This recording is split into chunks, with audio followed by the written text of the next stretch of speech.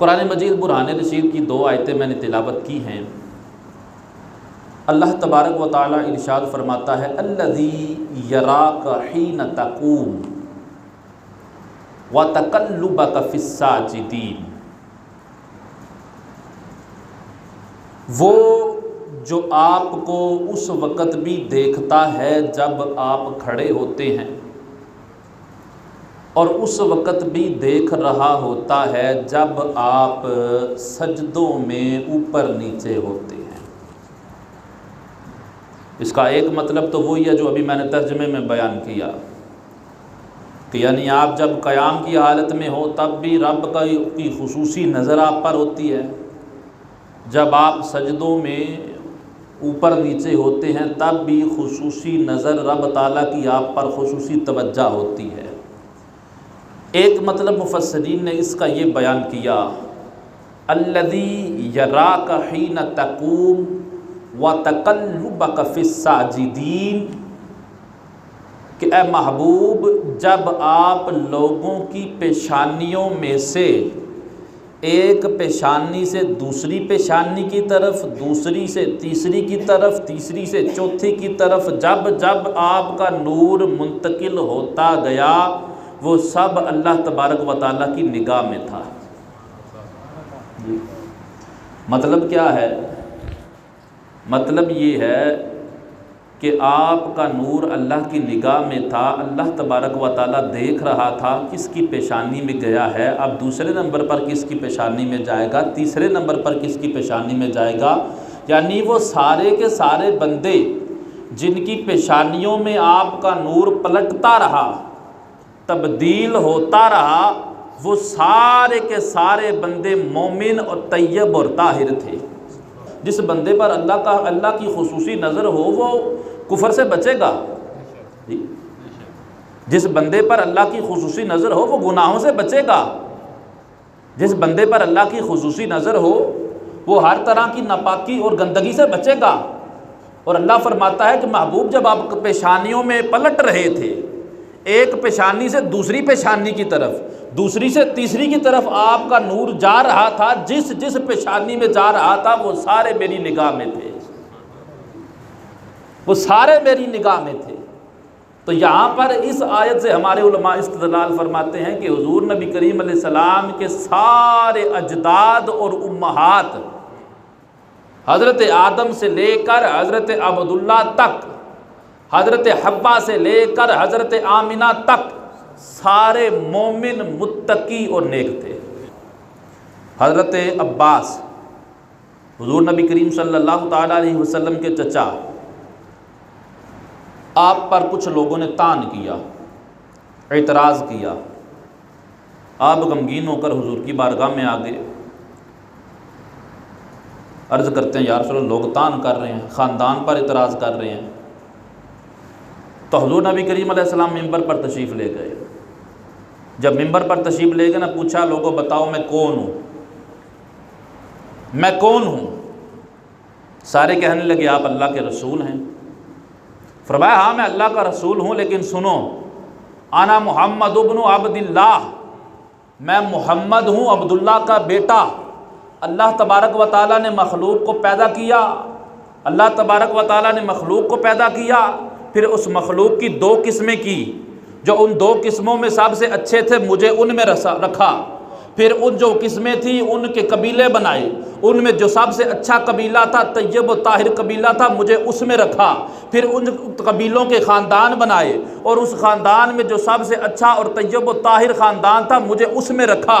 लोगों सुन लो, मैं घर के एतबार से भी सबसे बेहतर हूँ और ख़ानदान के एतबार से भी सबसे बेहतर हूँ। हज़रत आदम से लेकर आखिर तक हुजूर ने बताया कि अल्लाह तकसीम करता गया और जो सबसे बेहतर थे मुझे उनमें रखा। और बेहतर वो ही होता है जो मोमिन हो, जो मोमिन ना हो वो बेहतर हो ही नहीं सकता। वला अब्दु मुमिनुन खैरुम मिन मुशरिकिन वलौ अअजबकुम, अल्लाह फरमाता है ना कि मोमिन गुलाम कमी जिसे हमारी निगाह में उसकी कोई माज़ल्ला जिसे हम समझते कि औकात नहीं होती, दूसरे लफ्ज़ों में यूँ समझ ले कि एक मोमिन हो लेकिन वो इंतहाई नाजेबा काम करने वाला हो, यानी नीच काम करने वाला हो, नालियाँ साफ़ करने वाला हो, गटर साफ़ करने वाला हो, लेकिन हो मोमिन। अल्लाह फरमाता है वल अब्दुम मुमिनुन खैरुम मिन मुशरिक। वो मोमिन कोई नंबरदार या कोई बोझ से बड़ा या दुनिया का सबसे अमीर तरीन बंदा हो लेकिन हो काफिर, वो अल्लाह के यहाँ उससे ज़्यादा प्यारा है।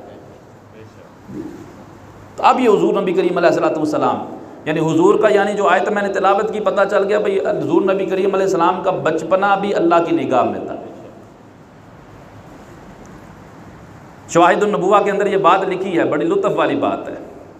ये बात लिखी है जब हुजूर नबी करीम अलैहिस्सलातु वस्सलाम 2 माह के हुए तो आप रोलिंग करने लग पड़े, घिसट कर चलने लग पड़े।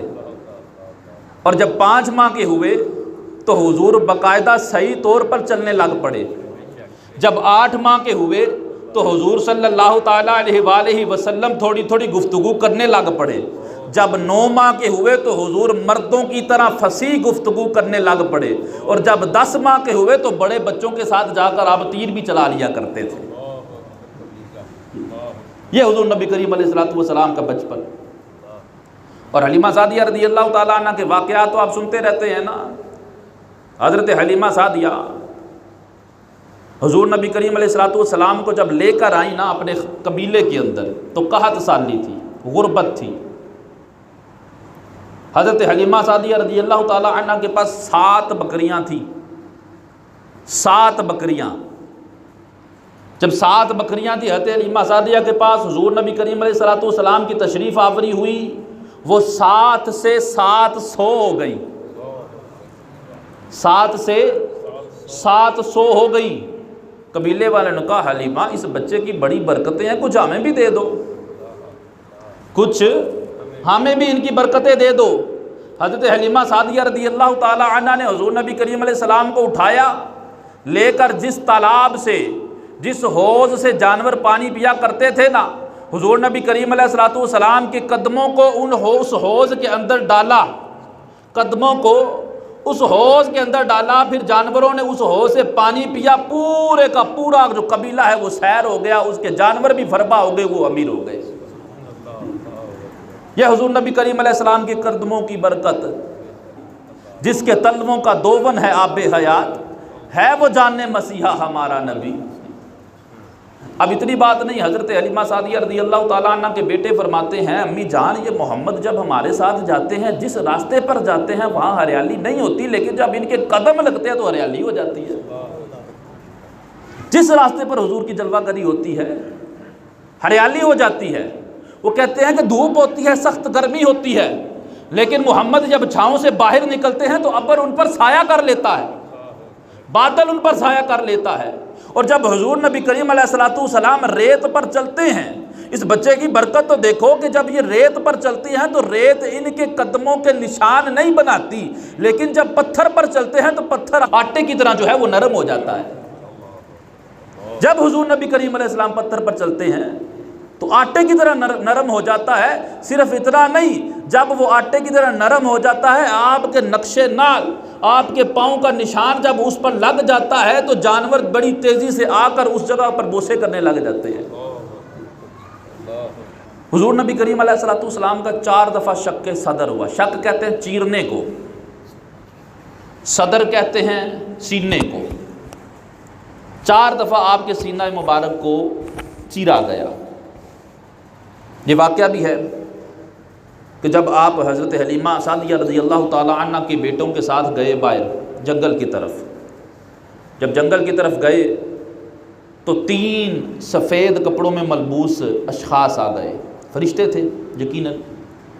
अब उन्होंने हुजूर नबी करीम अलैहिस्सलाम को पकड़ लिया, लिटा लिया नीचे, लिटाकर आपके सीना पाक को चाक किया, चाक करके उसके अंदर से एक चीज़ थी वो निकाली और नूर की कोई चीज़ आपके सीना में रख दी, नूर की चीज़ सीना में रख दी।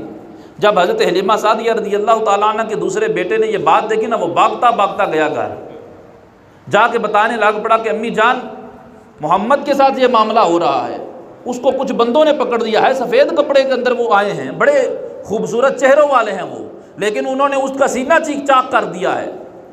अब हलीमा सादिया रज़ियल्लाहु ताला अन्हा और आपके शोहर जो हैं वो भागते हुए आए तो हुजूर नबी करीम अलैहिस्सलातु वस्सलाम वहाँ पर बैठे थे, परेशान हाल, मगमूम, और फरमाया कि ऐसे मेरे पास 3 बंदे आए हैं और 3 बंदे आकर उन्होंने मेरा सीना चाक किया है, मेरे सीने के अंदर से कुछ चीज़ निकाली है और वापस डाल दी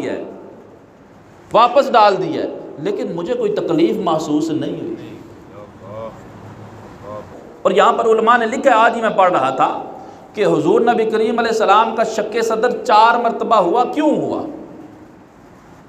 फरमाते हैं पहली दफ़ा हुआ हुजूर सल्लल्लाहु ताला अलैहि वसल्लम का सीना पाक चाक हुआ, ताकि जो बच्चों के ज़हनों में जो शरारतें और जो उनके अंदर एक बचपनापन पाया जाता है ना, वो उसी वक्त हुजूर नबी करीम अलैहिस्सलातु वस्सलाम की फितरत से निकाल दिया गया, इसलिए शक्के सदर हुआ। और दूसरा हुआ 10 साल की उम्र में, ताकि जब बच्चा जवान होता है तो उसके जहन में अजीबो गरीब ख्यालात आते हैं। 10 साल की उम्र में वो फितरती जो ख्यालात आने थे वो भी निकाल कर सीने को धो दिया गया। तीसरी दफ़ा जो है गारे सौर के अंदर आपका शक्के सदर किया गया, और इसलिए किया गया ताकि आपके दिल में, आपके सीने के अंदर सुकून और सकीना नाजिल हो। चौथी दफ़ा वाक़या मेराज के वक़्त हुज़ूर नबी करीम अलैहिस्सलाम का शक्के सदर हुआ, ताकि मार्फत इलाही और दीदार इलाही को अतम और कामिल तौर पर हुज़ूर नबी करीम अलैहिस्सलाम अपने सीने के अंदर समा सके। 4 दफ़ा हुज़ूर नबी करीम अलैहिस्सलाम का सीना पाक को चाक किया। अब बात चल रही थी, हुज़ूर नबी करीम अलैहिस्सलाम बचपन के अंदर भी अल्लाह तबारक व तआला की निगाह में थे, तवज्जो में थे। बचपन से ही आपके पर कोई भी किसी किस्म की जो बुराई आपसे सादर ना हो सकती थी। और अरब वाले जो थे ना, इनके अंदर फहाशी बड़ी आम थी। बिल्कुल मुकम्मल तौर पर बंदे का नंगा होना इनके नज़दीक को बुरी चीज़ नहीं थी। हत्ता कि उनका रवाज ये था माज़अल्लाह, वो खाना काबा के इर्द गिर्द मुकम्मल तौर पर नंगे होकर तवाफ़ करते थे, इतनी जहालत थी। अब जब कुरैश वालों ने दोबारा खाना काबा की तामीर की, उसको मुरम्मत किया, मुरम्मत करने के बाद हुज़ूर नबी करीम अलैहिस्सलाम भी साथ में मुरम्मत कर रहे थे, नौजवानी का आलम था। हुज़ूर सल्लल्लाहु ताला अलैहि वसल्लम उसकी मुरम्मत कर रहे थे तो हज़रत अब्बास जो कि उस वक्त अभी ईमान नहीं लाए थे, आपने फरमाया बेटा अपना इज़ार खोल दो, क्योंकि वहाँ ये मायूब चीज़ नहीं समझी जाती थी। जैसे मैंने बताया भाई वो कुछ समझते ही नहीं थे माज़अल्लाह। अपना इज़ार खोल दो, आसानी से इज़ार खोल के कंधे पर रख दो ताकि पत्थर उसे उठाने में आसानी हो। तब तो के अंदर आता है हुज़ूर नबी करीम अलैहिस्सलाम ने इज़ार मुबारक को जब हाथ लगाया ना, हुज़ूर गश का आकर तशरीफ़ नीचे ले आए, गश का आकर नीचे तशरीफ़ ले आए। और बाज़ रवायतों के अंदर ये बात आती है कि ये अल्फाज मिलते हैं, जब हुजूर को होश आया, यानी हुजूर जब आंखें आपने खोली तो आप फरमाने लगे कि मेरे पास एक बंदा आया और उसने कहा मोहम्मद अपना पर्दा कर जी। यानी उस वक़्त जब ऐलान नबूवत नहीं किया, जवानी का आलम है, हर किस्म की रजस और हर किस्म की गंदगी और हर किस्म के बुरे काम, ऐसे बुरे काम जिसको लोग वो बुरा समझते भी नहीं थे, उससे भी अल्लाह तबारक व तआला ने अपने महबूब अलैहिस्सलाम को पाक रखा था। जब खाना काबा तमीर हो गया तो लोगों ने कहा भाई अब हजर अस्वद को नस्ब करना है। 4 कोने हैं और 4 ही कबीले हैं। एक कबीले वाले कहने लगे भाई हमारा हक है, हम हजर अस्वद को उसमें लगाएंगे खाने काबे में। दूसरे कबीले वाले कहने लगे हमारा हक है, हम लगाएंगे। तीसरे कबीले वाले कहने लगे हमारा हक है, हम लगाएंगे। चौथे वाले कहने लगे हमारा हक है, हम लगाएंगे। अब जब ये इख्तलाफ हो गया तो उन्होंने फिर ये फ़ैसला किया भाई अभी जो कोई भी बंदा इस तरफ से आएगा ना, वो जो हमारे दरमियान फ़ैसला करेगा ना, हम उसको कबूल कर लेंगे। अब थोड़ी देर इंतज़ार करने के बाद हुज़ूर नबी करीम अलैहिस्सलाम की जलवागरी हो गई। जब उन्होंने देखा तो कहने लगे मोहम्मद आ गए, ये तो पहले ही सादिक़ व अमीन है, ये फ़ैसला ठीक करेंगे, इनकी बात मानेंगे, जो ये फ़ैसला करेंगे वो सारे कबीले वाले कबूल करेंगे। हुज़ूर नबी करीम अलैहिस्सलाम ने इरशाद फरमाया ऐसे करो, चादर फैलाओ, चादर फैलाओ, उसके अंदर हजर अस्वद को रखो। हजर अस्वद को रखकर चारों कबीलों के सरदार एक एक कोने से पकड़ लें। चारों कबीलों के सरदार एक एक कोने से पकड़ लें और पकड़कर इसको ले आए। जब उन्होंने ऐसा ही किया पकड़ कर खाना काबा शरीफ के पास लाए तो हुजूर नबी करीम अलैहिस्सलाम ने अपने दस्ते अतहर से जो है वो हजर अस्वद को उठाकर खाना काबा शरीफ में नसब फरमा दिया। अब यहाँ पर मैं एक और बात भी करता चलो, पिछले जुम्मा में वो रह गई थी, क्योंकि हुजूर नबी करीम अलैहिस्सलाम जब जवानी के आलम में थे, 25 साल आपकी उम्र हुई, 25 साल की उम्र में आपका निकाह हज़रत खदीजा से हो गया और हज़रत खदीजा की उम्र थी 40 साल। पिछले जुम्मा मैंने ये कहा था ना कि बाज़ जो मुल्हिद हैं, लादीनी हैं, वो इतराज़ करते हैं कि देखे जी आपके नबी ने माज़अल्लाह 11 शादियाँ की, माज़अल्लाह उनको इतनी चाहत थी। हमारे उलमा यहाँ पर बड़ी प्यारी बात करते हैं और जवाब देते हैं। वो फरमाते हैं जिस वक़्त मर्द को औरत की ज़्यादा चाहत होती है ना, वो जवानी का आलम होता है, वो जवानी का आलम होता है। और जवानी में हुजूर नबी करीम सल्लल्लाहु ताला अलैहि वसल्लम ने हज़रत खदीजा से निकाह फरमाया जो 40 साल की थी, 40 साल की थी। और जब हज़रत खदीजा से निकाह फरमाया, जब तक हज़रत खदीजा हयात रही हुजूर ने कोई दूसरा निकाह नहीं फरमाया। हत्ता के अहले अरब वालों ने, मक्का वालों ने ऑफरें की थी कि आपने अगर किसी औरत से निकाह करना बताएं, माल चाहिए बताएं, लेकिन इस दीन की तबलीग ना करें, इस दीन की तबलीग ना करें। तो यहाँ पर यह बात हुजूर नबी करीम अलैहिस्सलाम ने उस वक़्त यानी हज़रत खदीजा के वफ़ात फरमा जाने तक दूसरा निकाह नहीं किया। अब मदीना हिजरत हो गई, मदीना हिजरत के बाद भी हुजूर नबी करीम अलैहिस्सलाम ने जितनी औरतों से निकाह फरमाया उनमें से सिर्फ एक कंवारी थी, वो हज़रत आयशा। और उस वक़्त ज़्यादा निकाह क्यों फरमाए? इस वजह से ताकि दीन जो है ना रज कर मुकम्मल तौर पर, कामिल तौर पर जो है वो औरतों के अंदर भी पहुँच जाए, क्योंकि औरतें ही औरतों के मसाइल ज़्यादा बता सकती हैं। और उस वक़्त हुजूर की उम्र थी 50 साल। यानी अगर माज़अल्लाह इनका एतराज़ माना जाए तो जब हुजूर नबी करीम अलैहिस्सलाम जवान थे तब तो आपने एक ही निकाह फरमाया। और हत्ता कि यहाँ तक आता है कि दीन का 1/3 हिस्सा, 1/3, 1/3 हिस्सा दीन का, अहादीस का बयान करने वाली हज़रत आयशा सिद्दीक़ा हैं। इसलिए हुजूर नबी करीम अलैहिस्सलाम ने ज़्यादा निकाह फरमाए ताकि जो इस्लाम के अहकामात हैं, जो अहादीस हैं, वो अतम दर्जे के साथ, अतम तौर पर, कामिल तौर पर औरतों के अंदर भी पहुँच जाए। मिलाद शरीफ हम मनाते हैं, हमने बड़े जोश व खरोश के साथ मिलाद मनाया, मनाना चाहिए, दलाइल भी हम देते हैं। लेकिन एक बात देखकर बड़ा दिल दुखा और अफसोस भी हुआ, अफसुर्दगी भी हुई कि इस वक्त जुलूस मिलाद के अंदर अवला टोटल पाकिस्तान में देखा जाए, जो मिलाद के जुलूस होते हैं उनके अंदर बहुत ज़्यादा खुराफात जन्म ले चुकी हैं, पैदा हो चुकी हैं, बहुत ज़्यादा खुराफात। लाइटिंग की जाती है, लाइटिंग करनी चाहिए, बिल्कुल हाँ, मैंने भी की अपने घर में, ठीक है जी। लेकिन जब महल्लों के अंदर लाइटिंग होती है, रात होती है, लाइटें ऑन की जाती हैं, तो जनाब जो ख़वातीन हैं, जो नौजवान ख़वातीन होती हैं, वो भी बाहर निकल आती हैं।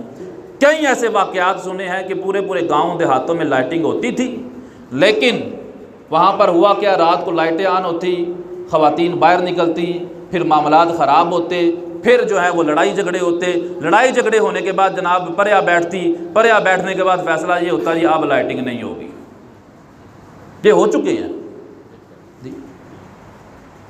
हमारे ये करीब लाला मूसा के अंदर रात को जब जनाब लाइटें ऑन की जाती हैं, एक इलाके में, मैं नाम नहीं लेता, वहाँ पर वीडियो आई बाकायदा फेसबुक के अंदर, भाई देखें ये मिलाद मना रहे हैं, ऐसे जैसे बाजार लगा हुआ है मर्द औरतों का इख्तिलात। और सिर्फ इतना नहीं बल्कि कवालियाँ हो रही हैं, लोग भंगड़े डाल रहे हैं। ये कौन सा मिलाद है? सोचने वाली बात है ना भाई। इस मिलाद का सवाब मिलेगा या गुनाह मिलेगा? बिल यकीन गुनाह मिलेगा। मुल्तान के अंदर बाकायदा तौर पर एक और वीडियो मैंने देखी, मिलाद हो रहा है, नाते पढ़ाई, वही जो मतलब कवाली की तर्ज पर नाते लगी हुई हैं, स्टेज सजा हुआ है, स्टेज के ऊपर एक फाहिशा औरत को सजा कर बैठाया गया है। जो इस मिलाद की बात कर रहा हूँ, ये 12 रबीउल अव्वल जो गुजरा है। मकसद क्या है बताने का? मकसद ये है कि हमारी ज़िम्मेदारी है, हमें नबी करीम अलैहिस्सलातु वस्सलाम ने सारे उम्मतियों को, सिर्फ उलमा को नहीं, खुतबा को नहीं, हर जो नबी करीम अलैहिस्सलाम का कलमा पढ़ने वाला है उसके बारे में आपने रहनुमाई फरमाई कि जब तुम में से कोई बंदा बुराई देखे तो उसे चाहिए कि हाथ से रोके, अगर हाथ से नहीं रोक सकता तो ज़ुबान से रोके, अगर ज़ुबान से नहीं रोक सकता तो दिल में बुरा जाने। और ये ईमान का सबसे निचला तरीन दर्जा है। जी, हमारी जिम्मेदारी ये बनती है कि जब भी ऐसी हुराफात जहाँ कहीं भी हों, हमारे अपने इलाके की मैं आपको बात बताता चलूँ, 4-5 साल से जुलूस के अंदर होता गया था, जुलूस मिलाद आता तो एक तबका उन वो ढोल ले आते, वैसे ढोल मारने ने। अब हमारे वहाँ जो इस्लामी भाई थे, इमाम साहब थे, वो डट जाते, वो कहते नहीं, मसला क्या है, मसला ये है पैसा साढ़ा है, असी आखने जी साढ़े कोल चोखा पैसा है, असी इन्हां मौलवियां दी क्यों सुनीए, है तो पहले ही साढ़े ताबे ने, साढ़े मातहत ने जी। पैसा क्योंकि ज़्यादा आजकल बड़ा बड़ा पैसा है बंदों के पास, आपको पता है, अहले सरवत के पास बहुत पैसा है। अब उनको हम जैसा बंदा या वो बेचारा जो इमाम है या जो ख़तीब है या अब लाले मुसे की बात कर ले या छोटे शहर की बात कर ले, जितने आइमा उलमा हैं इकट्ठे हो जाएं, उनकी पावर इतनी नहीं बनती जितना वो अकेले बंदे की पावर बनती होती है। वो समझते हैं जनाब जो हम जो मर्जी है चाहे करें, नहीं, हमारी जिम्मेदारी है, हमारी जिम्मेदारी है, हर फर्द की जिम्मेदारी है इस काम को रोके। ये वाकया मैं बात बयान कर रहा हूँ।